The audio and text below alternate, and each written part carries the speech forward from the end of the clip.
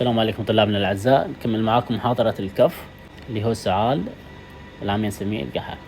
Definition. نبدأ بتعريف الكف. الكف is an explosive expiration that provides a normal protective mechanism for clearing the tracheobronchial tree of secretion and foreign material. معناته شنو؟ معناته هو expiration هو زفير يكون قوي، وبالتالي يعتبر هو normal protective mechanism، آلية حماية طبيعية. الغرض منها هو clearing the tracheobronchial tree of secretion، هو تنظيف القصبات والممرات التنفسية من الإفرازات والأجسام الغريبة الفورين ماتيريال. يعني شيء جوا جسم غريب أو غبار أو إفرازات راح تطردها عن طريق الكف، تنطرد لخارج الجسم، وبالتالي يتخلص منها الجسم. It's also one of the most common symptoms for which patients seek medical attention due to the discomfort from the cuff itself and interference with normal lifestyle. يعني شنو؟ الكف اللي هو سؤال يعتبر واحد من الأعراض الأكثر شيوعا. طبعا شنو السيمتوم وشنو ساين؟ السيمتوم اللي احنا ذكرناه هذا الشيء سابقا. السيمتوم هو الشيء اللي يشتكي منه المريض، الأعراض اللي يشتكيها المريض. يعني هو المريض يقول لك عندي هذا الشيء، عندي كف، عندي فومتين، أتقيأ أو غيرها من هذه الأمور. بينما الساين لا، احنا نكتشفها، المريض ما يعرفها، احنا نكتشفها، احنا بالفحص نكتشفها موجودة عند المريض فنسميها ساين. إذا discovered by the patient symptom discovered by the doctor sign. فالكف هو من الأعراض الأكثر شيوعا اللي تدعو البيشنت سيك ميديكال اتنشن، اللي تخلي المريض يبحث أو يراجع الطبيب. أوكي، شنو السبب؟ لأن هي سبب له discomfort، إزعاج، وتتداخل مع النورمال لايف ستايل. هذه العبارة interference with normal life style أو interference with daily activities، هاي كلش مهمة، تتداخل مع النشاطات اليومية. طبعا النشاطات اليومية للإنسان اللي هي النوم، العمل، الرياضة وغيرها من هذه الأمور. فلما هاي تستفادون منها بالهيستوري من تسألون إنه تعرفون السيفيريتي، الشدة مالت هذا السيمتوم، بحيث هل هو يأثر على كل النشاطات اليومية، يتداخل بها الزعجة بحيث ما يقدر يمارس الرياضة، ما يقدر ينام من هذا السيمتوم لو لا. اوكي، فهنا اذا interference with normal life style معناته هذا سيفير. اوكي، فهذا تعريف مبسط للكف. الكف is normal or protective mechanism. الميكانيزم خلينا نجينا على الرسم هذا.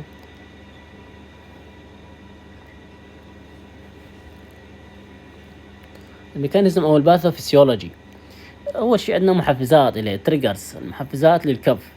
طبعا هو الكف ممكن يكون فولنتري اراديا او ريفلكس ردة فعل، يعني لا ارادي.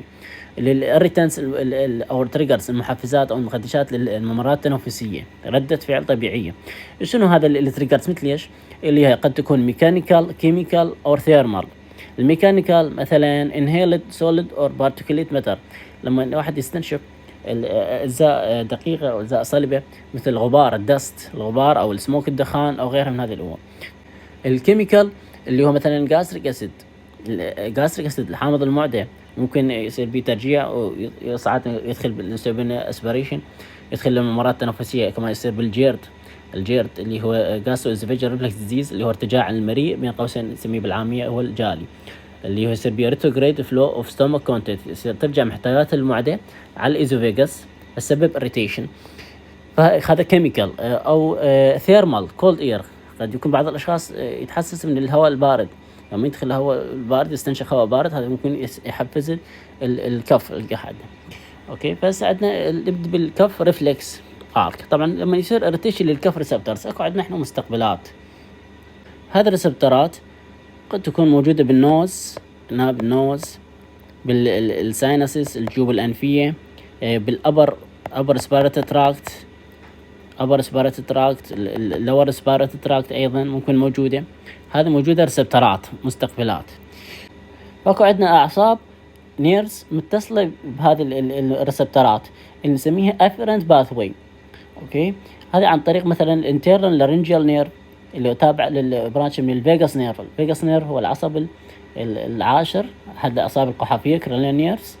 اوكي، فهذا ينقلها اما للكف سنتر عند موديلا. هذا الموديلا طبعا هاي التقسيمات احنا عندنا السيربرال كورتكس، الداينسيفالون، الميد برين اللي هو هذا الميد برين، البونس، هذا البونس، الموديلا، هاي الموديلا، والسيربيلم هذا، وسباينال كورد الى اخره. فقلنا اكو اعصاب موجودة هنا تنقل لي للموديلا، الى الموديلا. هذا الموديلا موديلا اوبلونجاتا موجود بيها هاي النقطة الزرقاء فرضا، هاي موجود بيها كف سنتر، موجود بيها كف سنتر موجود بالموديلا اوبلونجاتا. فهذا اللون الاصفر رسمناه هاي الاعصاب اللي تنقل نسميها افرنت باثوي، يعني تنقل من المستقبلات تنقل للسنتر اللي هو موجود بالموديلا. اوكي، بعدها راح ترجع الاشارة اللي يصير افرنت سيجنال للموديلا، ترجع عن طريق الفيغاس نيرف ايضا، ممكن فرينك اند سباينال موتور نيرف. يعني الموديلا راح يرجع ردة الفعل. اوكي، ويسبب الكف ريفلكس. الكف ريفلكس راح يصير عندنا بالكف ريفلكس، الكف ريفلكس راح يصير عندنا رابيد انسبيريشن يعني شهيق يكون سريع هذا الشهيق.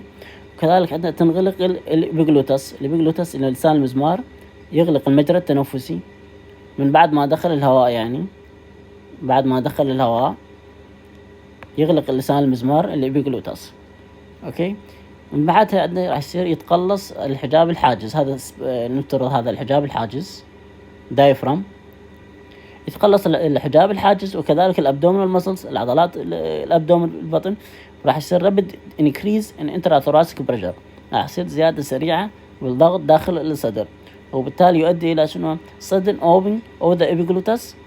sudden opening هذا الابيجلوتس هذا تنفتح، ويصير forceful expulsion of the air from the lungs.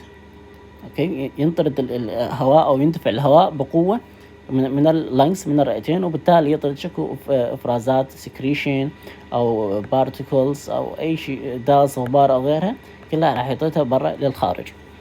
هذا الميكانيزم اوف ريفلكس.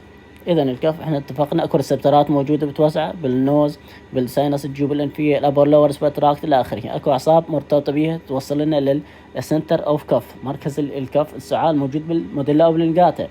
وبعدين هذا راح يرجع وهو يحفز الكف ريفلكس. كف ريفلكس قلنا هي عباره عن رابيد انسبيريشن، شهيق سريع، وبالتالي ثم تنغلق الابيجلوتس، ينغلق لسان المزمار، راح يغلق الممر التنفسي، وبالتالي بعدها كونتراكشن اوف دايفرام، ينضغط الحجاب الحاجز، وكذلك الابدومينال ماسلز، العضلات الابدومين، فيصير زياده سريعه بالضغط، وبالتالي يؤدي الى تنفتح الابيجلوتس مره اخرى ويندفع الهواء بقوه منها. هذا بالنسبه للباثوفيسيولوجي. الميكانيزم هي شرحناها. نجي لاسباب الكف. causes of cough. طبعا most common cause of cough can be categorized according to the duration of the cough. يعني هنا راح نقسمها حسب الدوريشن، المدة مالته. acute cough هذا اللي تكون أقل من 3 أسابيع نسميها acute، اللي بين 3 و8 أسابيع نسميها sub acute، اللي تكون أكثر من 8 أسابيع نسميها chronic cough اللي تكون مزمنة. acute cough is most often due to the upper respiratory infection، ترثمه بالممرات التنفسية العليا، especially common cold، acute bacterial sinusitis، الجيوب الأنفية، pertussis، السعال الديكي. but more serious disorders such as pneumonia ذات الرئة، pulmonary embolus، انسداد أحد شرايين الرئة، congestive heart failure، فشل القلب can also present in this fashion. هذه أسباب الأكيوت كف. السب أكيوت بين 3 إلى 8 أسابيع، هاي المدة مالته. كمان post infectious بعد الإصابة بالجرثومة. resulting from شنو سببها؟ persistent airway inflammation، يعني أكو استمرار للالتهاب الممرات التنفسية يعني. أوكي، يعني حدثت الإصابة بالإنفكشن انتهت، لكن بقى الالتهاب موجود، الايرو inflammation موجود. and or post nasal drip. شنو يعني post nasal drip؟ هذا post nasal خلف الأنف، اللي درب تقطير، وهذا abnormally increase in nasal mucus secretion، زيادة بالإفرازات المخاطية، وبالتالي تتقطر دريبس، تنزل post nasal خلف الأنف، وهذا راح يسبب لنا الكاف وغيرها من الأعراض. الأسباب مالتها قد يكون أليرجي، حساسية، الفيرال بكتيريال انفكشن، جرثومة فيروسية أو بكتيرية إلى آخره. فنكمل بوست نيزال دريب فلو من فيرال انفكشن مثل ما قلنا pertussis or infection with mycoplasma or chlamydia.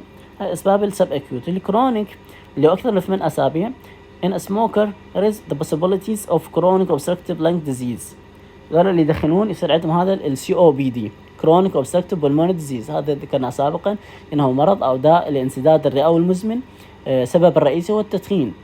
يصير التهاب الممرات التنفسية وتوسع بالحويصلات الهوائية الاير سبيس، بالتالي يسبب لي كف، يسبب ديزنيا او غيرها من الاعراض.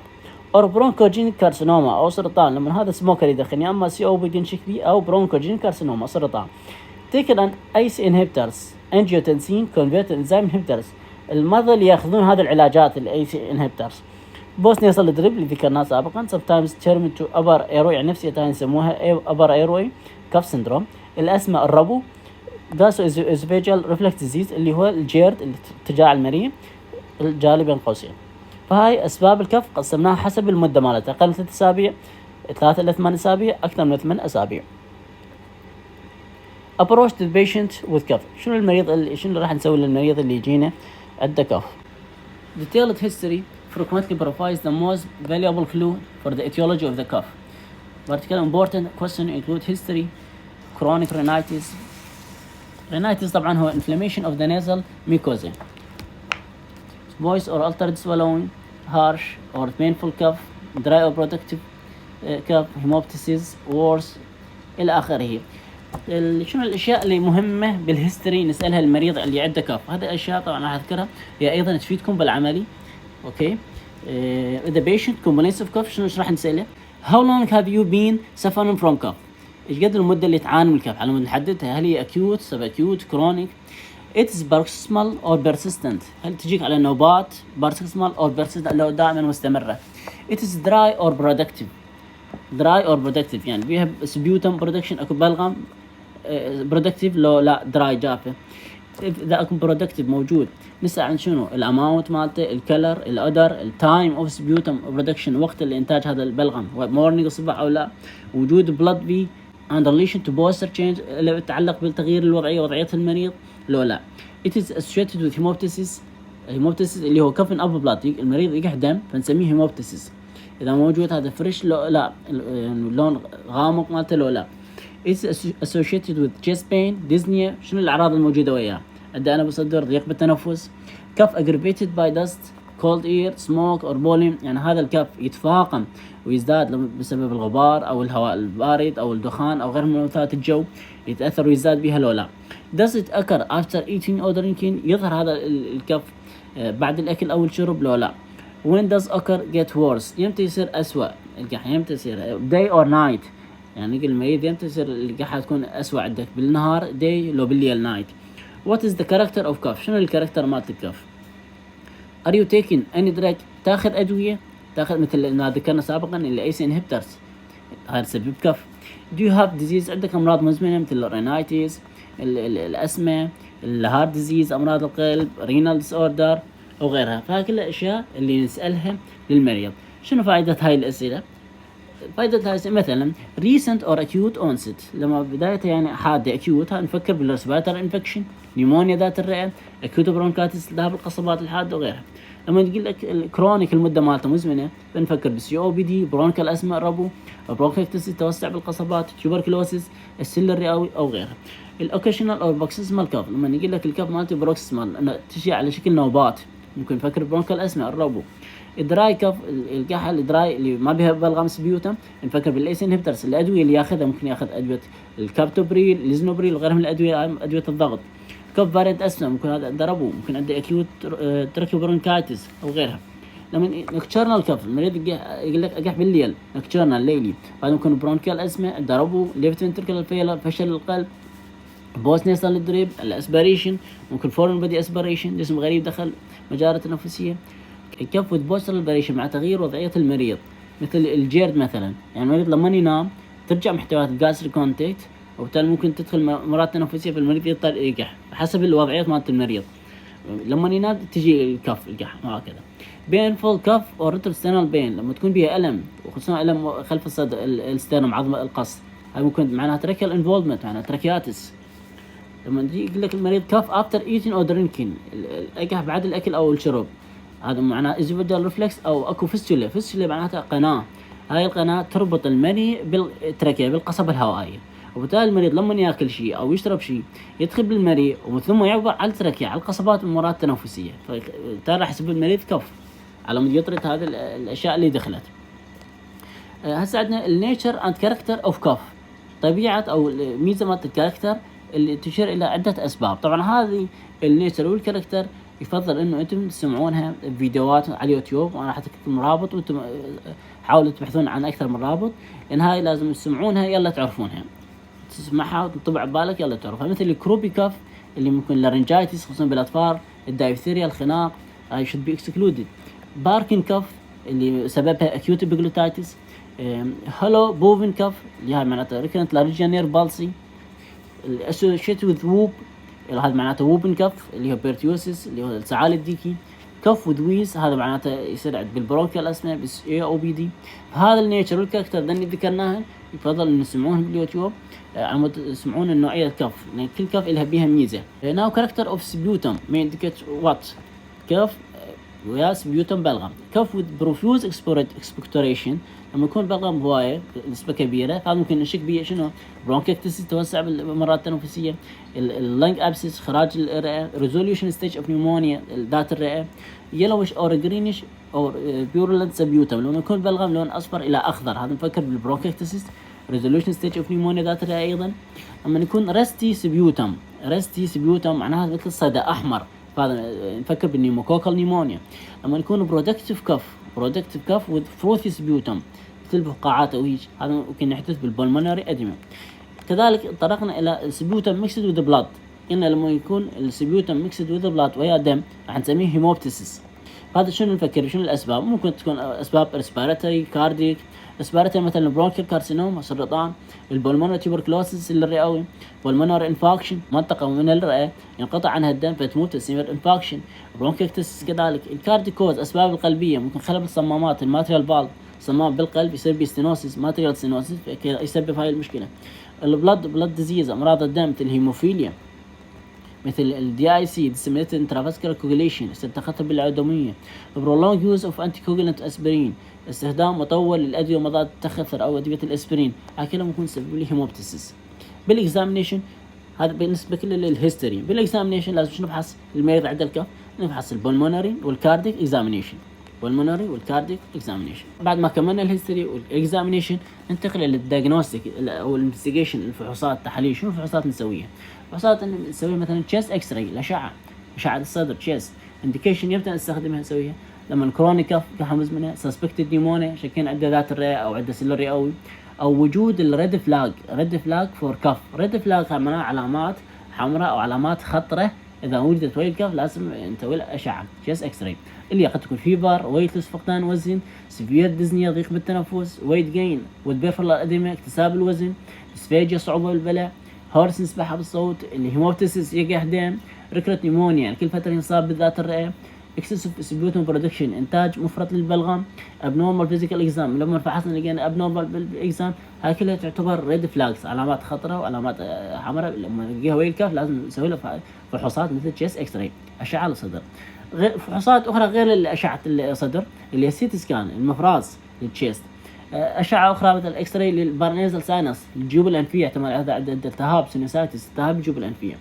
الفحوصات الاخرى مثل لابراتوري ستاديز مثلا سي بي سي كومبليت بلاد كاونت تحليل الدم احتمال ليكوسايتوسيس معناته هذا انفكشن موجود عنده، او الارتريال بلاد جازز غازات الدم للهايبوكسيميا والهايبركابنيا ممكن بها خلل. بلاد اور سبيوتم كلتشر ناخذ عينه من البلاد الدم او سبيوتم البلغم ونسوي له زرع ونشوف حتى نعرف الانفكشن الموجوده وبالتالي نقدر نعالجها. التي بي تيست الفحوصات خاصه بالتي بي السل الرئوي، تيوبركلين سكين تيست، السبيوتم اكزام وغيرها. الفيرال تيست الفحوصات الفيروسيه مثل البي سي ار بوليمريز تشين رياكشن، بي سي ار خاص بالانفلونزا بالكوفيد كورونا او غيرها من الامراض. بولمونر فانكشن تيست ايضا، بولمونر فانكشن تيست وظائف الرئه، هذه الامراض المزمنه مثل الاسمه السي او بي دي وهكذا. ايضا هذه ما يتعلق بالدايجنوستيك او الانفستيجيشن الفحوصات. طبعا عندنا برونكوسكوب use it to view the airway and check for any abnormalities. برونكوسكوب معناته ناظور القصبات، هذا يدخل نشاهد به الممرات التنفسيه نبحث اي خلل موجود اي جسم غريب الى اخره. انتقلنا الى العلاج التريتمنت. definitive treatments of cough depends on determining the underlying cause and then initiating specific therapy. معناته هو علاج الكف راح يكون شنو حسب معرفه السبب، لازم احنا نعرف السبب على مود نعالجه. اوكي. the elimination of exogenous inciting agent. هذا أيضا نقطة مهمة. أوكي cigarette smoke ice inhibitors. لازم نوقف المحفزات لما المريض يدخن أو ياخذ أدوية الإيس inhibitors لازم يوقفها. or endogenous trigger like post nasal drip gastroesophageal reflex. لما البوست nasal drip اللي شرحناها أو الجالي جيرد هاي أيضا لازم نعالج لأن هي راح تسبب، لازم إحنا نقضي عليها. usually effective when such precipitant can be identified. In patient with chronic unexplained cough مزمنة chronic unexplained ومعروف السبب an empirical approach to treatment is often used for the both diagnostic and therapeutic purpose. يعني شنو؟ يعني لما الكف تجي مزمنة وما معروف السبب فهنا نحاول العلاج تجريبي وياها، فهو أيضا تشخيصي diagnostic وأيضا علاجي، نشوف ردة الفعل إلها. نبدأ بالأنتي هيستامين decongestant nasal glucocorticoids nasal إبراتروبيوم سبراي، هاي نعالج بها unrecognized post nasal drip. symptomatic or non-specific therapy، هنا نعالج الأعراض، نعالج الكف بحد ذاته. an irritative non-productive cough، عندنا السؤال اللي ما بي سبيوتم برودكشن ما بي بلغم نون برودكتيف، وعندنا الكف برودكتيف. اوكي فهنا سبرسد اللي نون برودكتيف ما بي بلغم سبرس باي انتي تيوسيف ايجنت مضاد الكف which increase the latency or threshold of the cough center، يعني تأخر نوبات حدوث نوبات الكف السعال. ايجنت فور اكزامبل كودين 15 ملغ كوادرابل ديلي 4 مرات باليوم، or non-narcotics such as dextromethorphan 15 ملغ كوادرابل ديلي 4 مرات باليوم. These drugs provide symptomatic relief، تخفف الأعراض by intermittent prolonged self-precipitating paroxysm. هنا تعيق النوبات وتوقف نوبات الكف. عندنا الكف protective of significant quantities، يعني كميات لما المريض يجي عنده قحة وبيها بلغم كميات كبيرة من سبيوتم، هاي should usually not be suppressed، لازم هنا ما نمنعها ما نوقفها، ما نسوي سبرس للكف، بالعكس خلي المريض يقح يخرج شكل محتويات سكريشن وفرازات جوا، خليه يخرجها يطلعها خارج الجسم. since retention of sputum، لأن بقاء السبيوتم retention of sputum in the tracheobronchial tree المراد التنفسية may interfere with distribution of the alveolar ventilation، يأثر على التهوية وبالتالي يأثر على التنفس and the ability of lung to resist infection، وقدرة الرئة أيضا بمقاومة الانفكشن الجرثومة أيضا يأثر عليها، لأنها تحاول تطردها خارج الجسم بينما أنت راح تمنع الكف راح تبقى داخل الجسم. فهنا الكف أيضا ممكن البرودكتيف ممكن نستخدم لها الإكسبوكتورانس لطارد البلغم، أوكي مثل الجوفنسين إكزامبل اللي البوتاسيوم أيوديد وغيرها من الأدوية الإكسبوكتورانت.